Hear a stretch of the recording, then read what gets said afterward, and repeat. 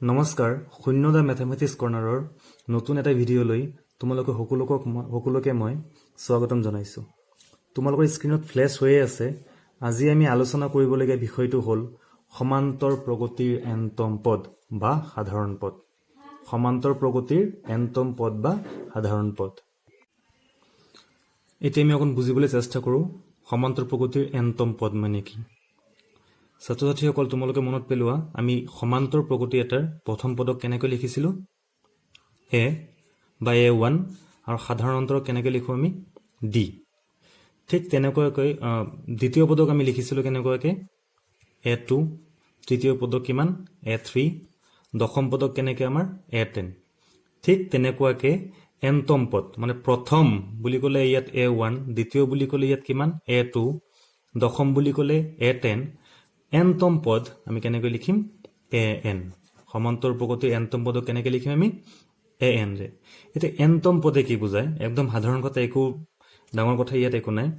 আমি যেতিয়া এনৰ জেগাত কিবা এটা স্বাভাৱিক সংখ্যা লিখি দিম তেতিয়াই ধৰি লোৱা ইয়াত এনৰ জেগাত মই লিখি দিলোঁ 1, তেতিয়া আমাৰ কি বুজাব a1 মানে প্ৰথম পদ। যেতিয়া এনৰ জেগাত মই 3 লিখি দিম তেতিয়া an বুজাব আমাৰ মানে an টো a3 হৈ যাব, তেতিয়া হৈ যাব আমাৰ তৃতীয় পদ। ইয়াত 10 লিখিলে দশম পদ,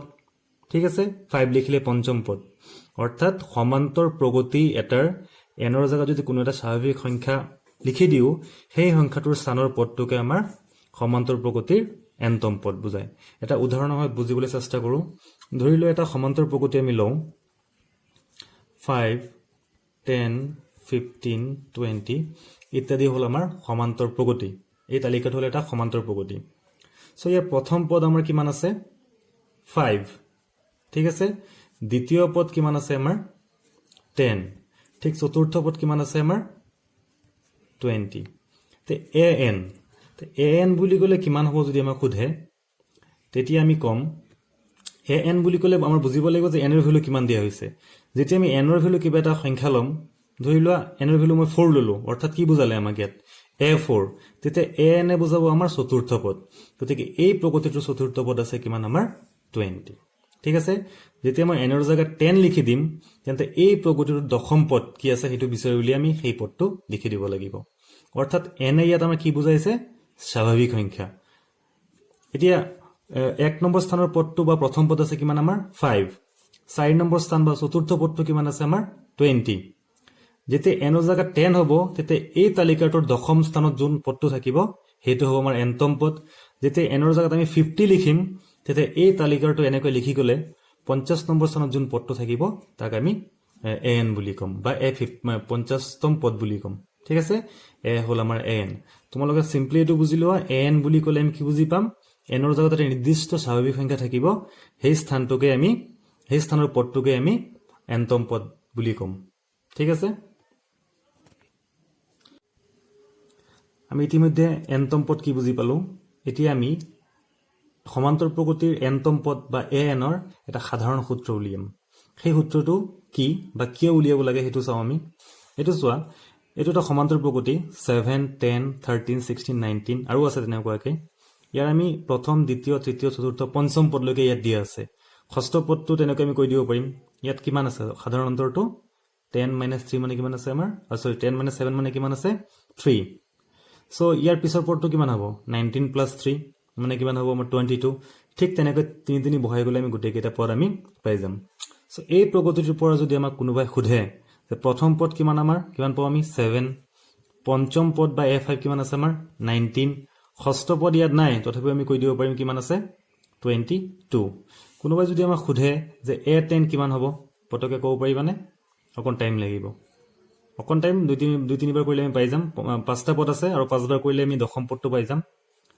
যদি কোনোবাই সুধিলে আমাক যে a100 = কিমান, আমি আৰু 95 বাৰ কৰিব লাগিব। নিশ্চয় ইয়াত 100তম পদ আছে, অসীম বুলি কোৱা হৈছে। কোনোবাই যদি আমাক সুধিলে যে 1000তম পদ কিমান হ'ব, আমি কিমান বাৰ কৰিব লাগিব ভাবাচোন কথাটো। চ' আমি যাতে সহজতে যিমান নম্বৰ পদ আমাক উলিয়াব দিয়ে এটা সমান্তৰ প্ৰগতিৰ পৰা সেই নম্বৰ পদটো এটা সাধাৰণ সূত্ৰ ব্যৱহাৰ কৰি উলিয়াব পাৰোঁ, সেইকাৰণে আমি an এটা সাধাৰণ সূত্ৰ লিখিম বা শিকিম, ঠিক আছে। এতিয়া আমি an সাধাৰণ সূত্ৰটো কেনেকৈ উলিয়াই বা সাধাৰণ সূত্ৰটো কি সেই বিষয়ে আমি আগবাঢ়ো। এতিয়া আমি সমান্তৰ প্ৰগতি এটাৰ nতম পদ উলিয়াও ধৰি লওক হল এটা এপিৰ বা এটা সমান্তৰ প্ৰগতিৰ প্ৰথম পদ হল আমাৰ a আৰু সাধাৰণ অন্তৰ হল আমাৰ কিমান d ঠিক আছে সো আমি প্ৰথম পদক আমি কেনেকৈ লিখো a1 ৰে লিখো বা কিহে লিখো আমি a ৰে লিখো সো প্ৰথম পদ কিমান পড়লো আমি a ইকুয়াল টু a লিখিছো মানে প্ৰথম পদ ইকুয়াল টু ইয়াত লিখি দিছো প্ৰথম পদ কিমান পড়লো আমি a দ্বিতীয় পদ আমি কেনেকৈ লিখো a2 দ্বিতীয় পদটো আমি কেনেকৈ পাওঁ যে প্ৰথম পদৰ লগত যদি আমি সাধাৰণ অন্তৰটো যোগ কৰি দিম তেতিয়া আমি কি পাওঁ দ্বিতীয় পদ পাই যাওঁ ঠিক তেনেকুৱাকৈ তৃতীয় পদ কিমান হ'ব আমাৰ ইয়াৰ লগত আকৌ আমাৰ সাধাৰণ অন্তৰটো কি কৰিব লাগিব যোগ কৰিব লাগিব a + d + d অৰ্থাৎ কিমান পাওঁ a + 2d ঠিক আছে ঠিক তেনেকুৱাকৈ আমি চতুৰ্থ পদটো পাওঁ আমি কেনেকৈ পাওঁ চোৱা a4 ইয়াৰ লগত আমি আকৌ এই সাধাৰণ অন্তৰটো যোগ কৰি দিম মানে প্ৰতিটো পদৰ লগত সাধাৰণ অন্তৰ যোগ কৰিলে তাৰ পৰৱৰ্তী পদটো আমি পাই যাওঁ কি পাওঁ a + কিমান হ'ব 3d ঠিক তেনেকুৱাকৈ পঞ্চম পদ ইয়াৰ লগত আকৌ d যোগ কৰিম ঠিক তেনেকুৱাকৈ এনেকৈ যোগ কৰি গলে আমি প্ৰতিটো পদ পাই থাকিম ঠিক আছে ইয়ালে মন্দি আমি কেনেকৈ লিখিব পাৰো আমাৰ দ্বিতীয় পদটো হল a + d ইয়াক আমি এনেকৈ লিখিব পাৰি নেকি চোৱাচোন a + d মানে কি আছে আমাৰ 1d 1ক আমি এনেকৈ লিখিব পাৰো নে 2 - 1 2 পৰা 1 গলে কিমান হয় আমাৰ 1 হয় d ঠিক আছে a + d ইয়াত a + d হৈ আছে ইয়াক চোৱাচোন আমি এনেকৈ লিখিব পাৰো নেকি a + ইয়াত কি আছে আমাৰ 2 3 - 1d নিশ্চয় লিখিব পাৰি 3 পৰা 1 গল থাকিলে আমাৰ কিমান 2 ইয়াকো লিখিব পাৰো আমি 3 জায়গাত লিখিব পাৰো আমি 4 - 1d পাৰোনে ইয়াকো লিখিব পাৰো আমি a + কিমান 5 - 1d ইয়াতো এটা চানিকি হৈ আছে ভালদৰে লক্ষ্য কৰা দ্বিতীয় পদটোক লিখিছো আমি a + 2 - 1d দ্বিতীয় পদ 2 - 1 দ্বিতীয় পদ মানে 2 ইয়াতো 2 চোৱা 2 ইয়াত 2 - 1 হল তৃতীয় পদৰ কাৰণে ইয়াত কি লিখিছো মই 3 - 1 অৰ্থাৎ a3 হলে ইয়াত কিমান হ'ব 3 - 1 বাকিবোৰ সবতে a ইয়াত d সব একে আছে খালি ইয়াত চোৱা 2 হলে ইয়াত 2 - 1 হল তৃতীয় পদ মানে 3 হলে ইয়াত কিমান হল আমাৰ 3 - 1 হল 4 হলে মানে চতুৰ্থ পদ ইয়াত কিমান হল 4 - 1 5 হলে কিমান হল আমাৰ 5 - 1 ঠিক তেনেকুৱাকৈ a10 হলে ইয়াত কিমান হ'ব আমাৰ 10 - 1 100 হলে কিমান হ'ব আমাৰ 100 - 1 ঠিক একেদৰে an = কি হ'ব a + কি হ'ব আকৌ কৈ দিছো তোমাক চোৱা 2 হলে ইয়াত 2 - 1 তৃতীয় পদ 3 হলে 3 - 1 চতুৰ্থ পদ 4 হলে 4 - 1 পঞ্চম পদ 5 হলে 5 - 1 ঠিক তেনেকুৱাকৈ nতম পদ n হলে ইয়াতো কিমান হ'ব আমাৰ n - 1d এইটোই হল আমাৰ nতম পদৰ সাধাৰণ সূত্ৰ বা সাধাৰণ পদ বুলিও ইয়াক কোৱা হয় যেতিয়া আমি ইয়াত an মানে a2 লিখিম মানে কি বুজাব আমাৰ দ্বিতীয় পদ মানে কিমান হ'ব a + 2 - 1d যেতিয়া 10 লিখিম a + 10 - 1d যেতিয়া আমি 50 লিখিম a + 50 - 1d মানে 50তম পদ ঠিক তেনেকৈ 30তম পদ কিমান হ'ব 30তম পদ মানে a30 এনৰ জাত কিমান হ'ব 30 ইয়াতো কিমান আহি যাব আমাৰ 30 ঠিক আছে সো আমি কি বুজি পালো যে nতম পদ কেনেকৈ লিখো আমি a + n - এটো এনেকৈ লিখিব n - 1d এটাকে আমি যদি কোনোবাই খুধে আমাক 10তম পদ কিমান 10তম পদ মানে a10 n ৰ ভ্যালু কিমান হ'ব 10তম পদ বুলি গলে a10 = কি হ'ব a + 10 - 1d 10 - 1d to 9d হৈ যাব পিছৰ কথা এটো ডাইৰেক্টলি লিখি দিব পাৰো a10 মানে কিমান হ'ব আমাৰ a + 9d ঠিক তেনেকৈ চোৱা আমি যদি লিখো ইয়াত যে দ্বিতীয় পদটো কিমান হ'ব a + কিমান হ'ব 2 - 1d that is কিমান হ'ল আমাৰ a + 2 - 1 মানে কিমান আমাৰ 1d বা d তৃতীয় পদটো কিমান হ'ব আমাৰ a + 3 - 1d that is কিমান হ'ল আমাৰ a + 2d a4 কিমান হ'ব আমাৰ a + 4 - 1d that is a + 3d ইয়াত চোৱা ইয়াত ইয়াত অকণ যদি আমি ডিৰেক্টলি লিখিব খোজো ইমান নম্বৰ পদটো কিমান হ'ব a2ক আমি লিখিব পাৰো a + 1d ইয়াত 2 হলে ইয়াত কিমান হৈ আছে আমাৰ 1 এটো আহিত বিয়োগ ফলটোহে লিখি আছো দেই আমি ইয়াত আমি যদি a3 ডিৰেক্টলি লিখি দিব পাৰো কিমান a + 2d 3 - 1 মানে 2 হ'বই a4ক লিখি দিব পাৰো আমি a + 3d ঠিক তেনেকৈ আমি ডিৰেক্টলি a10ক আমি লিখি দিব পাৰিম a + 9d মানে 10 - 1 হ'ব লাগে ইয়াত ডিৰেক্টলি মই 9 লিখি দিছো a51ক লিখিব পাৰিম আমি a + 50d ঠিক আছে a98 98তম পদ কি হ'ব a + 97d ঠিক আছে এনেকুৱাকৈ যিখিনি আমি সূত্ৰ লিখিলো মানে মেইন সূত্ৰটো হ'ল আমাৰ এইটো an = a + n - 1d বা শৰ্টকাটত এনেকৈ যদি আমি ডিৰেক্টলি লিখি দিব পাৰো আমি এইটো আৰহিত বা ইয়াৰ আধাৰত আমি কিছুমান অংক কৰিম তোমালোকে অনুশীলনী 5.2 উলিয়াই লবা প্ৰশ্নটো চোৱা কি সুধিছে আমি ইতিমধ্যে সমান্তৰ প্ৰকৃতিৰ nতম পদ কি nতম পদ কেনেকৈ উলিয়াই শিকিলো আমি ইয়াৰ আধাৰত কেইটামান অংক কৰিম প্ৰশ্নটো চোৱা কি সুধিছে দিয়া আছে যে সমান্তৰ প্ৰকৃতিৰ প্ৰথম পদ a জানো আমি এইটো সাধাৰণ অন্তৰ d আৰু nতম পদ হ'ল আমাৰ an nতম পদক আমি an আখৰে লিখো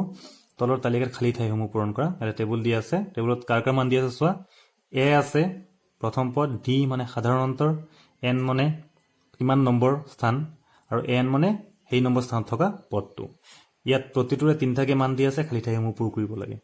সো নাম্বাৰ 1ত a ৰ মান দিয়া আছে d ৰ মান দিয়া আছে n ৰ মান দিয়া আছে উলিয়াব লাগে কি আমাৰ an সো আমি কেনেকৈ কৰো সো আমাৰ প্ৰথম অংকটোত a ৰ ভ্যালু d ৰ ভ্যালু n ৰ ভ্যালু দিয়া আছে উলিয়াব লাগে কাৰ মান আমাৰ an সো উলিয়াই দিয়া একদম সহজ অংক যে n n ৰ ভ্যালু কিমান দিয়া আছে আমাৰ 8 সো a8 a8 = কিমান হ'ব সূত্ৰটো প্ৰয়োগ কৰি দিয়া কি আছিল সূত্ৰটো আমাৰ a + n - 1d a + n - 1d n ৰ জায়গাত কিমান আছে এতিয়া 8 সো আমি কি লিখিম 8 - 1d ঠিক আছে সো a ৰ ভ্যালু কিমান আছে আমাৰ ইয়াত 7 8 - 1 মানে কিমান 7 * d ৰ মান দিয়া আছে আমাৰ কিমান 3 সো কিমান পালো আমি 7 + 21 কিমান পালো আমি 28 একদম সহজ অংক ঠিক আছে তোমালোকে এই মানটো a + 8 - 1d নিলিখাকৈ এটো লিখি দিব পাৰিলেহেঁতেন a + 7d ইতিমধ্যে যোনটো আমি শিকিছিলো যে a8 হলে a + কি হ'ব আমাৰ 7d ঠিক আছে পৰৱৰ্তী অংকলৈ আগবাঢ়ো 2 নম্বৰটো a ৰ ভ্যালু d ৰ ভ্যালু দিয়া নাই উলিয়াব লাগে n ৰ ভ্যালু আৰু an ৰ ভ্যালু দিয়া আছে এবাৰ আমাৰ d ৰ ভ্যালু উলিয়াব লাগে আমি একে সূত্ৰকে প্ৰয়োগ কৰিম আমাক ইয়াত দিয়া আছে an আমি an সূত্ৰটো লৈ পেলাই অংক কৰিব লাগিব an = কিমান দিয়া আছে আমাৰ 0 এটা সূত্ৰটো প্ৰয়োগ কৰি দিয়া বাওপক্ষত বহাই দিয়া যেহেতু ইয়াৰ মান দিয়া আছে an সূত্ৰটো হ'ল আমাৰ a + কিমান হ'ব আমাৰ n - 1d = কিমান দিয়া আছে আমাৰ 0 এটা ভ্যালু কেটা বহাই দিয়া যাৰ যাৰ ভ্যালু দিয়া আছে a ৰ ভ্যালু আছে -18 n ৰ ভ্যালু দিয়া আছে আমাৰ 10 - কিমান আছে 1 d ৰ ভ্যালু নাজানো = 0 -18 হেফালে লৈ যোৱা সো ইয়াত থাকিল কিমান আমাৰ 10 - 1 10 - 1 মানে হ'ল আমাৰ 9 d -18 হেফালে আহিলে কি হ'ল আমাৰ কি +18 ঠিক আছে d ৰ ভ্যালু লাগে d ৰ লগত 9 পূৰণ হৈ আছে হেফালে গলে হ'ব আমাৰ হৰণ সো 18ক 9 ৰে হৰণ কৰিলে কিমান পাম আমি 2 ঠিক আছে একদম সহজ অংক এই 4 নম্বৰ অংকটো ললো আমি এতিয়া এই অংকটো আমাৰ কাৰ ভ্যালু উলিয়াব লাগে n ৰ একেদৰে আগবাঢ়িম আমি an ৰ মান লৈ পেলাই an = কিমান আছে আমাৰ 3.6 সো সূত্ৰটো আকৌ প্ৰয়োগ কৰি দিয়া a + n - 1d = 3.6 এতিয়া ভ্যালু কেটা বহাই দিয়া মান কেটা বহাই দিয়া a ৰ ভ্যালু আছে -18.9 n ৰ ভ্যালু নাজানো আমি d ৰ ভ্যালু আছে আমাৰ 2.5 = 3.6 সিম্পলিফাই কৰি থাকা এটা এফালে গলে প্লাস হৈ যাব ইয়াত থাকিব আমাৰ n - 1 * 2.5 3.6 প্লাস এটো আহি পেলাই প্লাস হ'ব 18.9 যোগ কৰিলে কিমান পাম 9 + 6 মানে 15 থাকিল 1 3 + 8 মানে হলো আমাৰ 11 আৰু 1 হলো আমাৰ কিমান 12 আৰু ইয়াত পাম আমি 1 আৰু 1 কিমান 2 22.5 এতিয়া চোৱা এই 2.5 টো ইয়াৰ লগত পূৰণ হৈ আছে এফালে গলে হ'ব আমাৰ হৰণ ইয়াত থাকিল n - 1 এক ঘৰ দশমিক আছে, ধুনীয়াকৈ কাটাকাটি কৰিব পাৰিম। 5 বাৰ আৰু ইয়াত 5ৰে কাটিছোঁ 4 বাৰ 5 বাৰ 5 দি পেলাই 9 বাৰ। চ' n-1 মানে আমি কিমান পালোঁ 9। তো n ইকুৱেল টু হৈ গ'ল আমাৰ -1টো গ'লে এইফালে +1 10। ঠিক আছে, বাকী দুটা অংক নিজে কৰিবা। 2 নম্বৰ প্ৰশ্নটোলৈ যাওঁ। তলৰ প্ৰতিটোৰে শুদ্ধ উত্তৰটো বাছি উলিওৱা আৰু কাৰণ দৰ্শোৱা। আমাৰ প্ৰশ্নটো 4টাকৈ উত্তৰ দিয়া আছে, কোনটো শুদ্ধ উত্তৰ হ'ব আৰু কাৰণ দৰ্শাব লাগিব। কাৰণ দৰ্শোৱা মানে আমি অংকটো সমাধান কৰিব লাগিব, সমাধান কৰি পেলাই ইয়াৰ যিকোনো 4টাৰ পৰা যিকোনো এটা আমি উত্তৰ পাম। এটা সমান্তৰ প্ৰগতি দিয়া আছে, এইটো এই সমান্তৰ প্ৰগতিটোৰ 30তম পদ কোনটো হ'ব সেইটো আমাক উলিয়াব দিছে। কিতাপখনৰ প্ৰশ্নটো চাবা, যোনটো আমাৰ এপি দিয়া আছে ইয়াৰ প্ৰথম পদ আমাক দিয়া আছে কিমান a ইকুৱেল টু আমাৰ 10 আৰু সাধাৰণতে আমি উলিয়াব লাগিব নিজে, দুটা ক্ৰমিক পদৰ মাজত পাৰ্থক্য ল'ব লাগিব। আমি প্ৰথম দুটা পাৰ্থক্য লৈ আছোঁ 7 - 10 ইকুৱেল টু কিমান পাওঁ আমি -3। মনত ৰাখিবা, আমি যিকোনো এটা সমান্তৰ প্ৰগতিৰ অংক কৰিব থাকিলে সদায় আমি প্ৰথম পদ আৰু সাধাৰণ অন্তৰ অৰ্থাৎ a আৰু d ৰ মান সদায় আমি লৈ ল'ম। চ' a পালোঁ আমি 10 আৰু d পালোঁ কিমান -3। উলিয়াব দিছে কিমান আমাৰ 30তম পদ। এটাকে 30তম পদ মানে কেনেকৈ লিখোঁ a30। So' a30 equal to কি হ'ব, সূত্ৰমতে কি হ'ব a + 30 - 1d n-1d সূত্ৰ, বা তুমি ডিৰেক্টলি এইটো লিখি দিব পাৰিলেহেঁতেন a + 29d। পৰৱৰ্তী যিবোৰ আমি অংক কৰিম ইয়াত a30 থাকিলে a + 29d তেনেকৈ আমি লিখিম। ভেলুকেইটা বহুৱাই দিয়া 10 29 ইনটু 30 - 1 মানে 29, ডিৰ ভেলু আছে কিমান -3। পূৰণ কৰি দিয়া কিমান হ'ব, সৰি প্লাছে মাইনাছে এইটো মাইনাছ হ'ব। 3 × 27 3 × 2 6 আৰু 2 8। 10 - 87 মানে কিমান হ'ল আমাৰ -77। কিতাপত যদি চোৱা আমাৰ কোনটো এনচাৰ হ'ল আমাৰ চি নম্বৰটো। ঠিক আছে, দ্বিতীয় অংকটো নিজে কৰিবা। 3 নম্বৰ অংকলৈ আগবাঢ়োঁ। তলৰ সমান্তৰ প্ৰগতিসমূহৰ খালী ঘৰকেইটাৰ লুপ্ত পদসমূহ নিৰ্ণয় কৰা। প্ৰশ্নটো চোৱা, 2 এটা খালী ঘৰ দিয়া আছে 26 মানে ইয়াত কি হ'ব। ইয়াত যদি আমি ভালকৈ লক্ষ্য কৰোঁ কি পাওঁ যে এইটো এটা সমান্তৰ প্ৰগতি বুলি আমাক দিয়া আছে, প্ৰথম পদ দিয়া আছে আৰু আমাৰ কি তৃতীয় পদ দিয়া আছে, কিন্তু আমাৰ দ্বিতীয় পদ দিয়া নাই। আমাৰ দ্বিতীয় পদ উলিয়াব লাগে, অৰ্থাৎ আমাক a আৰু a3 দিয়া আছে, উলিয়াব লাগিব আমাৰ a2। ঠিক তেনেকুৱাকৈ 2 নম্বৰ অংক যদি চাওঁ আমি উলিয়াব লাগিব আমাৰ a আৰু কিমান a3 দিয়া আছে আমাক a2 আৰু a4। ঠিক তেনেকুৱাকৈ অংকবোৰ আছে। প্ৰথম অংকটো আমি কৰোঁ। আমাক a ৰ মান দিয়া আছে বা প্ৰথম পদ দিয়া আছে 2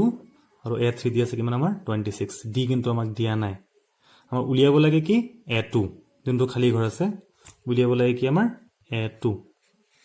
এইটো ইয়াত প্ৰশ্নবোধক চিন দিছোঁ, এটা সমাধান কৰা। চ' আমি এৰ কাৰণে কোনো সূত্ৰ নিলিখোঁ, প্ৰথম পদ a থাকে, কিন্তু ইয়াৰ কাৰণে আমি সূত্ৰ প্ৰয়োগ কৰিব পাৰোঁ। চ' a3 আমাক দিয়া আছে কিমান 26, a3 আমি লিখিব পাৰোঁ a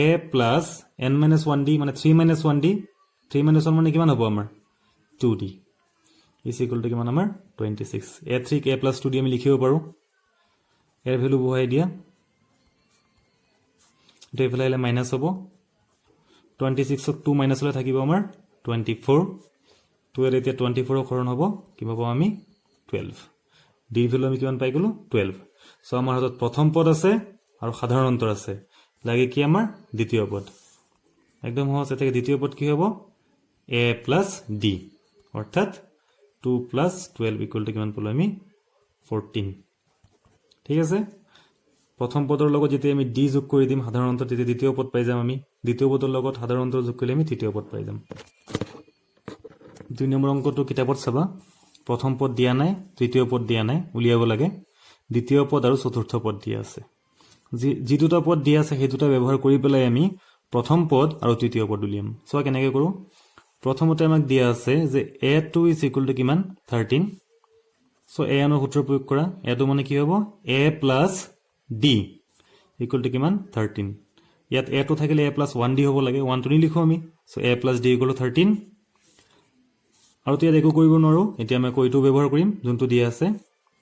a4 is equal to কিমান 3। ইয়াক লিখিব পাৰোঁ a4ক a + 3d is equal to কিমান হ'ল আমাৰ 3। Equation number 1 equation number 2 so এই দুটা সমাধান কৰিলে আমি a ৰ ভ্যালু পাই যাম d ৰ ভ্যালু পাই যাম কেনেকৈ পাই যাম ইয়াত চোৱা a plus d equal to 13 a plus 3d equal to 3 অকল মনত পেলোৱা আমি দুটা চলকযুক্ত ৰৈখিক সমীকৰণ কৰিছিলো তেনেকুৱা পাইছিলো যে x plus y equal to 13 x plus 3y is equal to 3 তেনেকুৱা দুটা সমীকৰণ পাইছিলো আৰু ইয়াৰ বিভিন্ন আমি সমাধান পদ্ধতি শিকিছিলো আমাৰ কি আছিল প্ৰতিস্থাপন পদ্ধতি আছিল অপনয়ন পদ্ধতি আছিল বজ্ৰগুণন পদ্ধতি আছিল সো ইয়াৰ যিকোনো এটা পদ্ধতি কৰি পেলাই এনেকুৱা সমীকৰণ আমি সমাধান কৰিব পাৰো সো ইয়াতো আমি যিকোনো এটা পদ্ধতি ব্যৱহাৰ কৰি আমি সমাধান কৰিম আমি যিমান দূৰ পাৰো ইয়াত মই অপনয়ন পদ্ধতিহে ব্যৱহাৰ কৰিম সো অপনয়ন পদ্ধতি কেনেকৈ কৰিম ইয়াত a আৰু a মিলি আছে সহগবোৰো মিলি আছে সো পূৰণ হৰণ একো কৰিব নালাগে সো ডাইৰেক্টলি পাতি পেলাই আমি বিয়োগ কৰি দিম so equation 1 a plus d is equal to 13 equation 2 কি পাওঁ আমি a plus 3d is equal to কিমান 3 এই দুটা বিয়োগ কৰি দিয়া বিয়োগ কৰিলে চিনবোৰ চেঞ্জ হৈ ভালকৈ গম পোৱা ইয়াত মাইনাস হৈ যাব ইয়াতো মাইনাস a আৰু a কাটা গল plus a minus a d minus 3 মানে কিমান পাওঁ আমি minus 2d is equal to 3 পৰা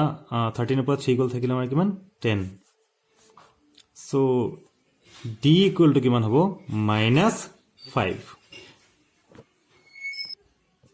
এটা আমি d এর ভ্যালু ইকুয়েশন 1 ত বহাই দিও কি পাও আমি a plus d is equal to 13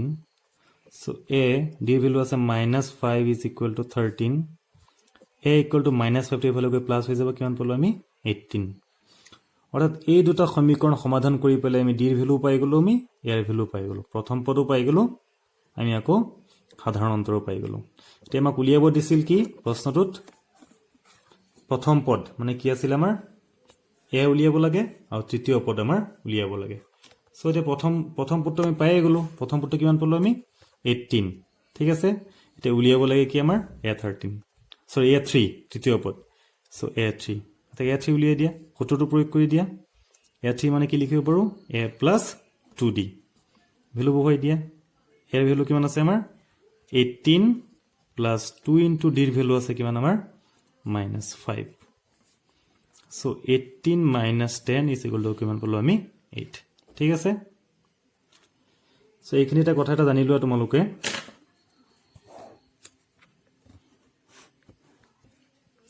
ইয়াত মই যোনটো অপনয়ন পদ্ধতি ইয়াত পাতি পেলাই কৰিছো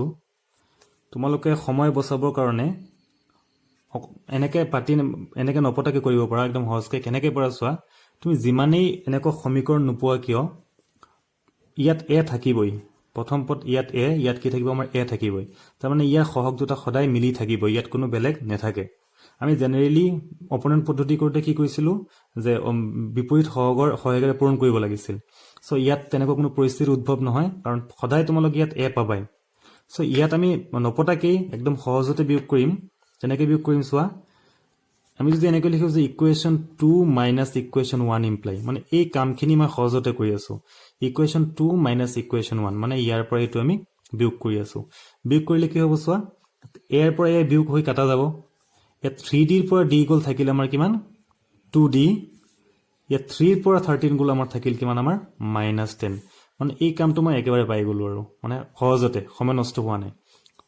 তাৰ মানে ইয়াত আমি যদি একদম সহজতে বিয়োগ কৰো এনেকুৱাকে 2 - 1 যেতিয়া কৰিম আমাৰ এটলৈ চকু দিবই নালাগে আমাৰ ঠিক আছে অকল এই d কেটা চালেই হল 3d ৰ পৰা যেতিয়া মই d বিয়োগ কৰি দিম কি পাম আমি 2d পাম 3 ৰ পৰা 13 গলে আমি কিমান পাম -10 সো d = -5 বাকিখিনি অংকটো ইয়াৰ লগত একে হ'ব ঠিক আছে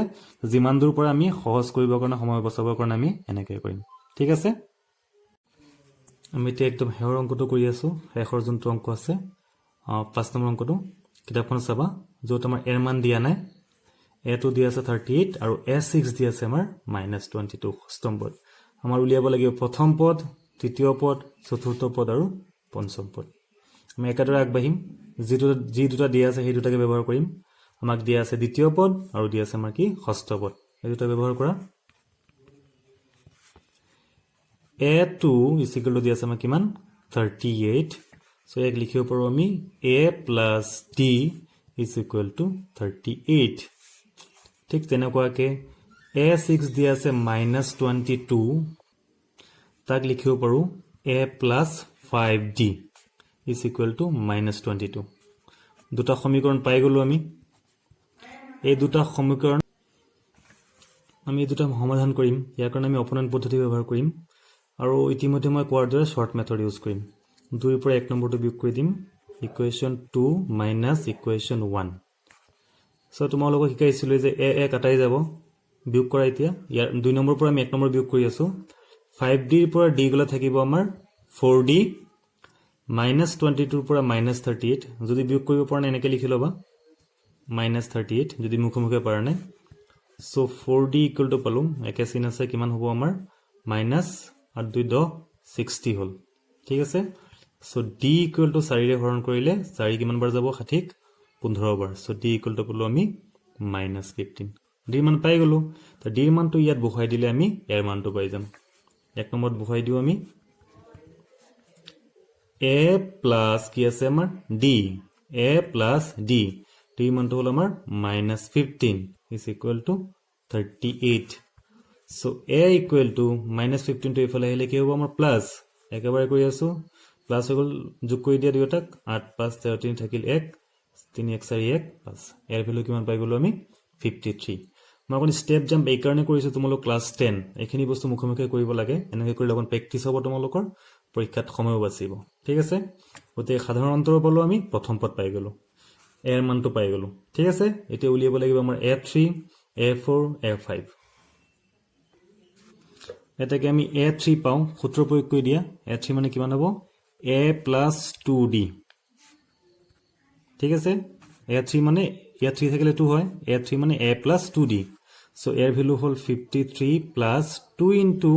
d ৰ মান কিমান আছে আমাৰ minus 15 so equal to কিমান পাও 53 minus 15 দুগুণ 30 that is কিমান পালো আমি 23 a3 মান পাই গলো so a4 equal to a plus 3d লিখিবলৈ পাব পাৰা তোমালোকে যেনেকৈ এটো উলিয়াইছিলো বা আমি জানো যে এই পদটোৰ লগত সাধাৰণ অন্তৰটো যোগ কৰি দিলে এই পদটো আমি পাই যাও হয় না নহয় so a3 মানটো কিমান আছে আমাৰ 23 ইয়াৰ লগত যদি মই d যোগ কৰি দিও তেতিয়া আমি কি পাই যাও চতুৰ্থ পদ আমি পাই যাও বা এনেকৈ কৰিব পৰা a plus 3d a4 মানে a plus 3d so 53 plus 3 into minus 15 equal to কিমান পাও আমি 45 বিয়োগ কৰিলে 13 পৰা 5 গল থাকিল 8 পাও মই যোনটো কৈছিলো কথাটো যে a4 equal to কি হ'ব যে a3 লগত 23 লগত মই d টো যোগ কৰি দিম minus 15 কিমান পালো কথা একেটাই হল আমাৰ ঠিক আছে ঠিক তেনেকুৱাকে a5 টো উলিয়াই দিয়া a plus 4d মানে কিমান হ'ব 53 plus 4 into minus 15 that is 53 minus 60 that is কিমান পালো আমি minus 7 ঠিক আছে বা a5 টো মেনেকৈ কৰিব পাৰিলো হেতেন f5 মানে a4 plus d a4 মানে কিমান পালো আমি 8 আৰু d ভ্যালু কিমান আছে আমাৰ -15 সো কিমান পাও আমি -7 ঠিক আছে গতিকে আমি কি পালো a equal to পালো আমি 53 a3 equal to পালো আমি কিমান 23 a4 পালো আমি 8 আৰু a5 পালো আমি -7 ঠিক আছে